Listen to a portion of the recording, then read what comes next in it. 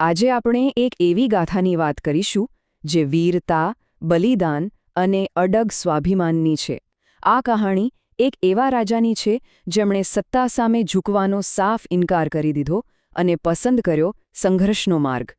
અને બસ અહીંથી જ એ સંઘર્ષની શરૂઆત થઈ, જેણે ઇતિહાસના પાના પર પોતાની એક અમર છાપ છોડી દીધી. વિચાર તો કરો, એક તરફ હતું અકબરનું વિશાળ શક્તિશાળી મુઘલ સામ્રાજ્ય અને બીજી તરફ હતા મેવાડના મહારાણા પ્રતાપ. તો સવાલ એ થાય કે કોણ હતા આ યોદ્ધા?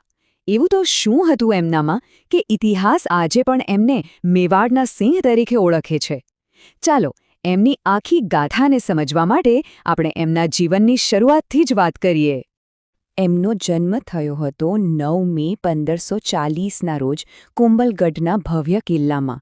એમના પિતા હતા મહારાણા ઉદયસિંહ અને માતા રાણી જયવંતાબાળી. અને પછી વર્ષ આવ્યું 1572, જ્યારે ગોગુંડામાં એમનો રાજ્યાભિષેક થયો. અને બસ એ જ ક્ષણથી એમના એ અપ્રતિમ સંઘર્ષ અને શાસનનો આરંભ થયો, જે 1597 સુધી ચાલ્યો. એમને શારીરિક ક્ષમતાની તો વાત જ શું કરવી, ખરેખર અદ્ભુત હતી. એવું કહેવાય છે કે એમની ઊંચાઈ લગભગ 7.5 ફૂટ હતી. જરા કલ્પના કરો, આટલી ઊંચાઈને કારણે યુદ્ધના મેદાનમાં એમનો કેવો પ્રચંડ પ્રભાવ પડતો હશે.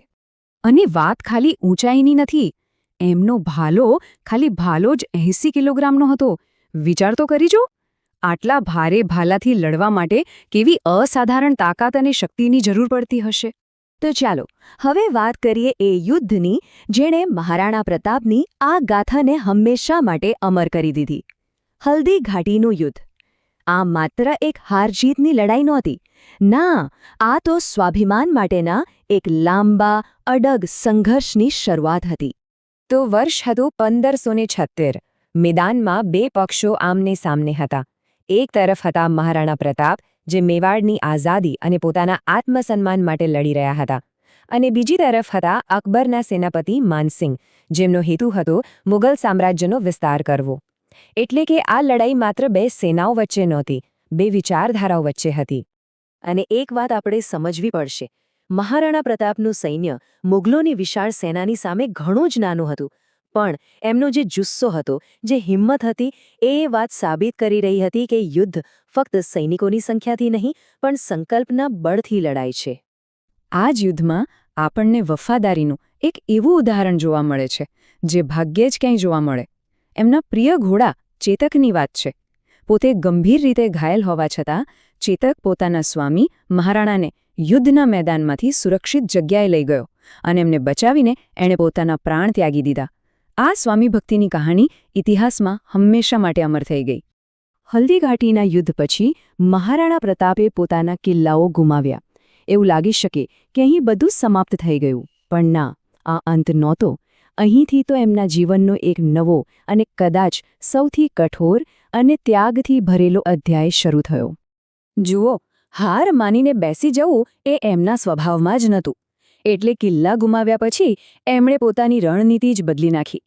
મહેલોનો વૈભવ છોડીને એમણે અરવલ્લીના જંગલોનો માર્ગ અપનાવ્યો અને ત્યાંથી એમણે પોતાનો સંઘર્ષ ચાલુ રાખ્યો.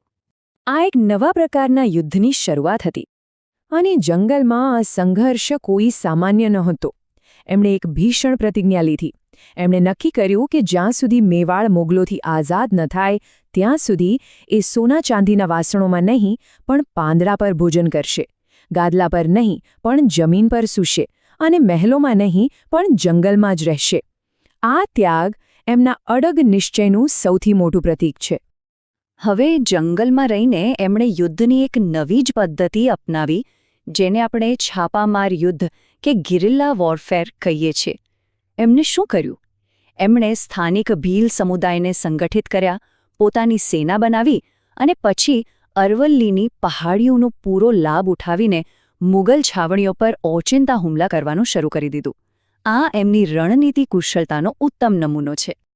વર્ષો સુધી આ સંઘર્ષ ચાલ્યો અને પછી આખરે એક ક્ષણ આવી જેણે આખી કહાણીઓ માર્ગ બદલી નાખ્યો.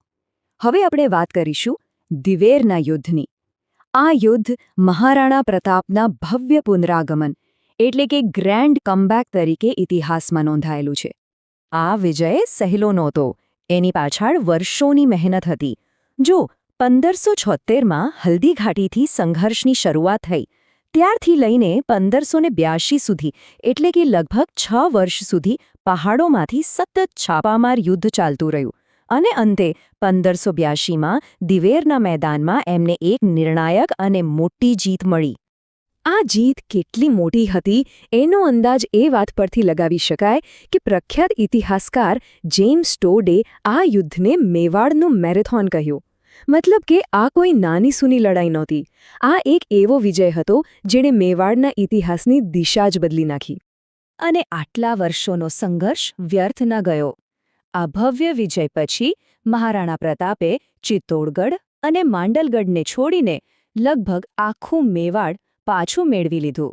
એમનો ત્યાગ, એમની પ્રતિજ્ઞા અને એમનો સંઘર્ષ આખરે રંગ લાવ્યો. પણ મહારાણા પ્રતાપનું જીવન ફક્ત યુદ્ધો અને વિજયોની કહાણી નથી, એનાથી ઘણું વધારે છે. એમનું જે વારસો છે, એમની જે લેગસી છે, એ આજે પણ એટલી જ પ્રેરણાદાયક છે.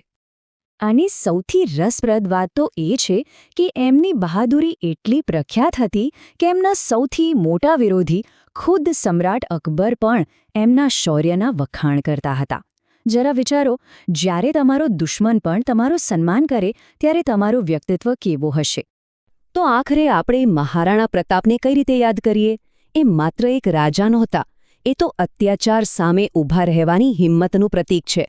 પોતાના સિદ્ધાંતો માટે બધું જ બલિદાન કરી દેવાનું પ્રતીક છે. અને સૌથી ઉપર આત્મસન્માન અને સ્વતંત્રતા માટે ક્યારેય માથું ન નમાવાનું એક શાશ્વત પ્રતીક છે. અને મહારાણા પ્રતાપની આ પૂરી ગાથા આપણને એક વિચાર સાથે છોડી જાય છે કે ઇતિહાસની આટલી મોટી કહાણીમાં એક વ્યક્તિનો સંઘર્ષ, એક વ્યક્તિનો નિશ્ચય ખરેખર કેટલો મોટો પ્રભાવ પાડી શકે છે.